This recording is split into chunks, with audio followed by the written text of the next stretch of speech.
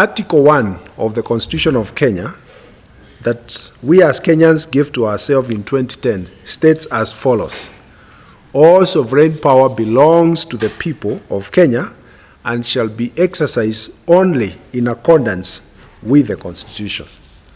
Further, the Constitution states in Article 2:1, this Constitution is the supreme law of the Republic and binds all persons and all state organs at both levels of government. Remind all Kenyans that each of us is obligated to adhere to the Constitution in all activities and engagements.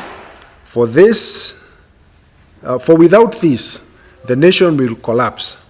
We are therefore deeply concerned that the crisis we are finding ourselves in as a nation is a result of failure to honor the Constitution.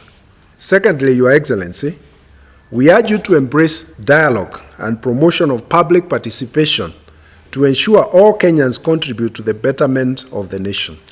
As a symbol of unity, as a symbol of national unity, we urge you to open doors for dialogue with the opposition and other citizens so as to end the current crisis. We in the church and as Ncck, we are available to mediate should that be required.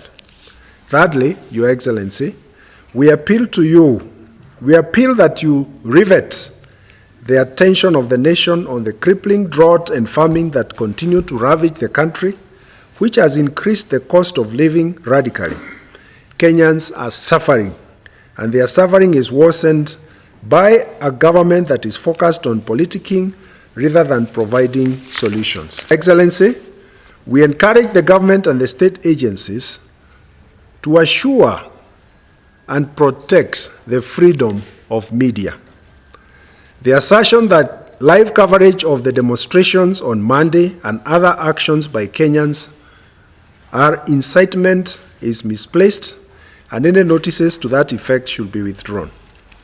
Lastly, Your Excellency, we strongly recommend that the government facilitates a platform for a participatory and consultative process to identify and address the root causes of endemic insecurity in the North Rift. Military and security action alone will not solve the problem. I commend you for the commitment you made to defend and apply the Constitution of Kenya in all your work when you assumed office 6 months ago. At the time, and on different occasions thereafter, you recognized the need for a strong opposition in the country to hold the government in check. It is in this context and in seeking to address the simmering conflict in the country that we request you to lead the government in adhering to the Constitution and the laws of Kenya in all operations, policies, and pronouncements.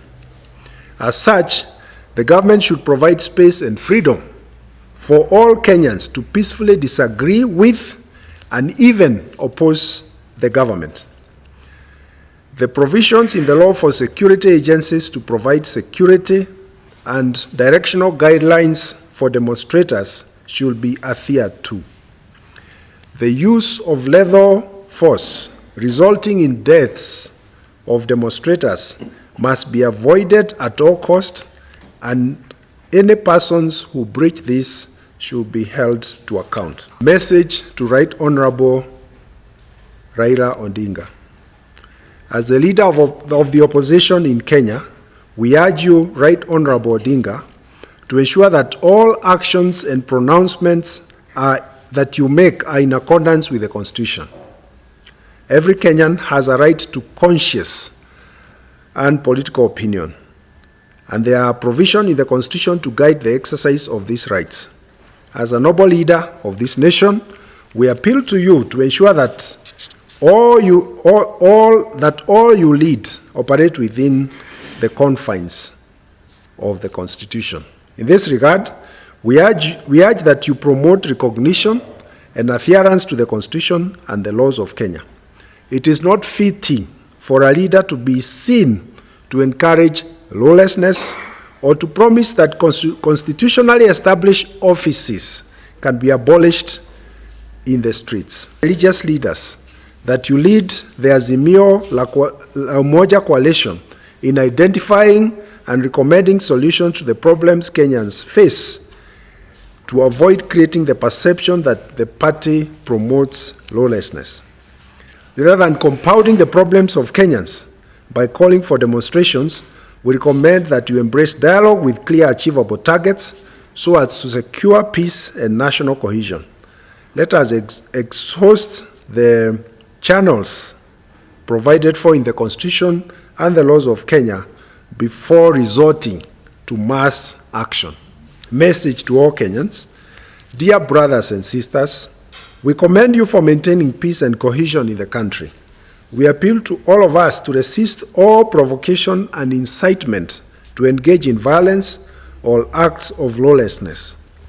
We have too many problems as we individually seek to care for our families, so let us search for and follow leaders who offer solutions, not those who perpetually focus on expounding problems and passing blame. Council of Churches, we have also come up with a program.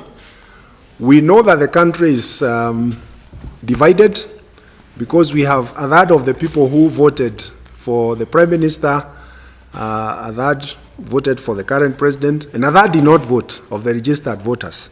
So to bring our country together, we have come up with sermon guides for our pastors and our bishops across the country. We want the country to settle down. But in as much as the National Council of Churches, we are preaching peace. We want our president to preach peace, and we want the former Prime Minister, Raila Odinga, to also preach peace, and for them to sit down as Kenyans and resolve their issues so that Kenyans can go on with their lives. This is our initiative as the National Council of Churches, and we are also working with the Catholic Church to pass these messages to Kenyans that they can keep the peace and cohesion. It's signed this day by the chairman of the Programs Committee, Bishop Joseph Ntobura on my right, and myself, Reverend Canon Chris Kenyanjui, the General